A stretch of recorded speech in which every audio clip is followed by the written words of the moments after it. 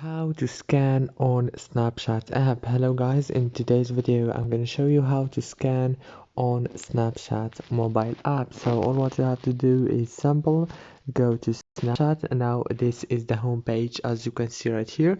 All what you have to do is click on this emoji right here. After you click on the emoji, now go to scan option right here and click on it like this. Now as you can see from here, you can scan easily. Don't forget to like and subscribe, and thank you so much for watching this video until the end.